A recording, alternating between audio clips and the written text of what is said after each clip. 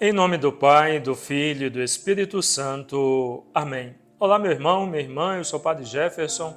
Quero convidar você a refletir junto comigo o Evangelho desta quinta-feira, dia 26 de outubro. Nós estamos na 29ª semana do Tempo Comum. O Evangelho de hoje é de São Lucas, capítulo 12, versículos de 49 a 53. Eu vim lançar fogo à terra, e que tenho eu a desejar se ele já está aceso. Mas devo ser batizado no batismo, e quanto anseio até que ele se cumpra. Julgais que vim trazer paz à terra? Não, digo-vos, mas separação. Pois de hora em diante haverá numa mesma casa 5 pessoas divididas, 3 contra 2 e 2 contra 3. Estarão divididos o pai contra o filho e o filho contra o pai, a mãe contra a filha e a filha contra a mãe, a sogra contra a nora e a nora contra a sogra. Palavra da salvação. Glória a vós, Senhor. Queridos irmãos e irmãs, o batismo a que Jesus se refere é a morte, diante da qual é impossível não sentir angústia. O fogo que ele menciona é uma referência a Pentecostes, e Jesus anseia que chegue o Espírito purificador.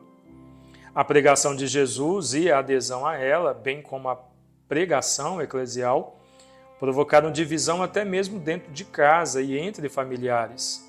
A polarização vivida hoje em extremo já se fazia presente no início da história do cristianismo.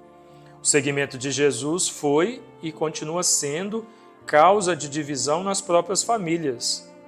Jesus não propõe uma paz de mera tranquilidade, mas que nos envolvamos com uma paz exigente, que sejamos construtores e promotores da paz, que é presença de vida plena para todos em Jesus Cristo, não é? Então, não é que Jesus veio criar divisão, discórdia, trazer coisas ruins, não é isso que o Evangelho está dizendo. Ele veio trazer a paz, como nós sabemos.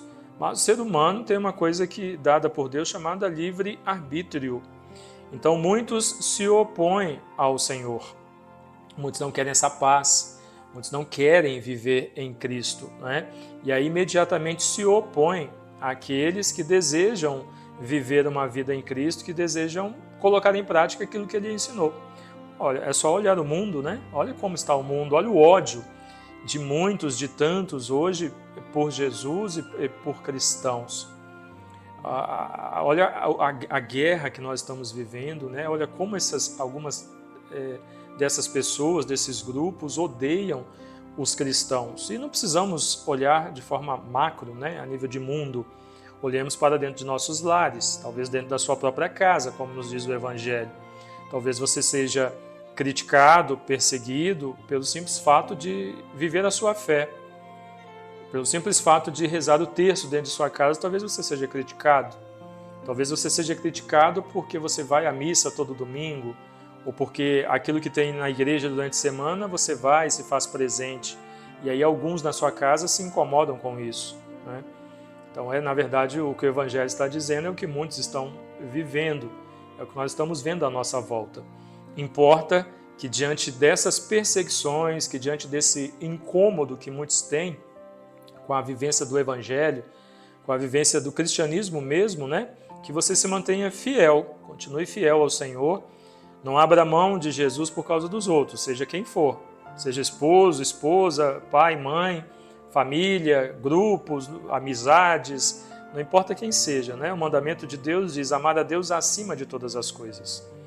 Então que você viva de tal forma o seu cristianismo que as pessoas à sua volta se sintam mesmo incomodadas. Se você disser que você é cristão e a sua vida for confortável, você só recebe elogios, né, à sua volta, daqueles que convivem com você, tem alguma coisa errada aí.